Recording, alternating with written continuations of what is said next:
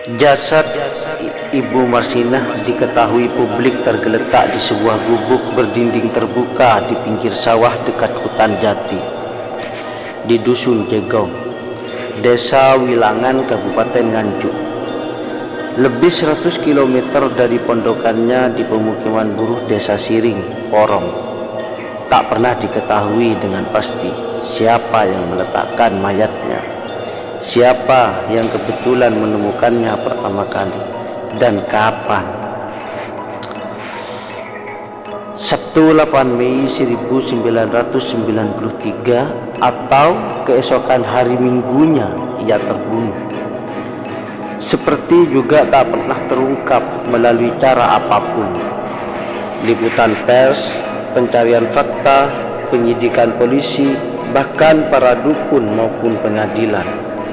Oleh siapa sebenarnya ia dianiaya, dan oleh siapa ia dibunuh, dan lantaran kenapa dia terbunuh, di mana dan kapan ia meregang nyawa.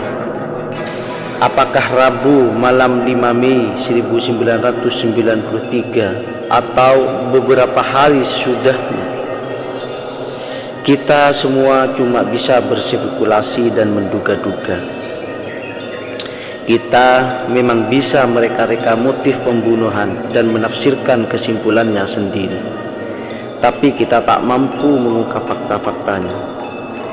Kunci kematiannya tetap gelap penuh misteri hingga kini, walau 7 tahun berselang. Memang bukan fakta-fakta pembunuhan itu yang penting kemudian, melainkan jalinan citra yang tersusun melalui serangkaian pertarungan wacana yang rumit. Para pembunuh mengesankan Ibu Marsinah diperkosa. Para aktivis perburuan menyanjungnya sebagai suri teladan pejuang buruh. Namun di sisi lain, penguasa militer pusat dibantu setempat merekayasa penyelubungan kasusnya sekaligus menyusun skenario keadilan. Kepolisian setempat menyidik tersangka palsu. Para feminis mengagungkannya sebagai korban kekerasan perempuan. Tidak kalah pula, para seniman mendramatisasi nasibnya ke dalam lagu, mengamadikannya dalam monumen, patung, lukisan, panggung teater, dan seni rupa instalasi. Para aktivis hak asasi menganugerahi Yap Thiam Hien Award bagi kegigihannya. Khalayak awam prihatin dan bersimpati membuka dompet sumbangan bagi keluarganya. Para birokrat serikat pekerja melambangkannya sebagai korban kesewenangan majikan. Keluarganya sendiri yang sederhana, sebagaimana kebanyakan sikap keluarga pedesaan Jawa, menerimanya dengan pasrah dan tapat, dan seterusnya, selanjutkan sendiri.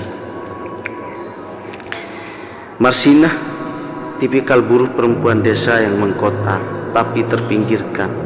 Tiba-tiba muncul sebagai pahlawan di tengah hiruk-pikuk industrialisasi, manufaktur, dan represi penguasa di pertengahan dasawarsa 90-an. Ia bukan hanya mewakili nasib malang jutaan buruh perempuan yang menggantungkan masa depannya pada pabrik-pabrik padat, karya berupa rendah, berkondisi kerja buruk, dan tak terlindungi hukum. Tapi pembunuhannya yang dimediasikan dan diartikulasikan oleh media massa menyediakan arena diskursif bagi pertarungan berbagai kepentingan dan hubungan kuasa.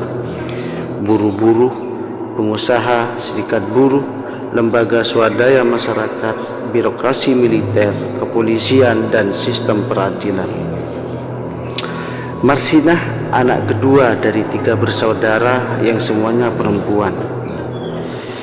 Marsini kakaknya dan Wijayati adiknya lahir dari pasangan Astin dan Sumini di desa Nglundo, Kecamatan Sukumoro, Kabupaten Nganjuk.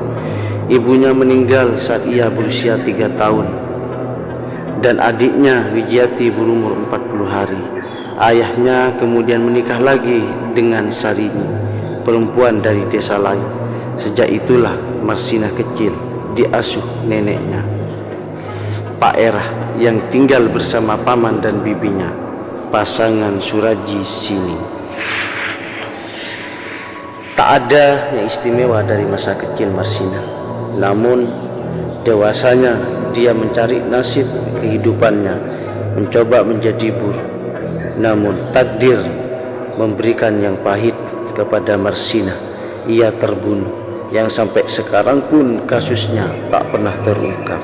Bagaimana ia terbunuh, dan bagaimana nasib keluarganya, dan bagaimana ke depan para buruh untuk hal ini dijadikan sebuah pelajaran. Mari diskusikan bersama.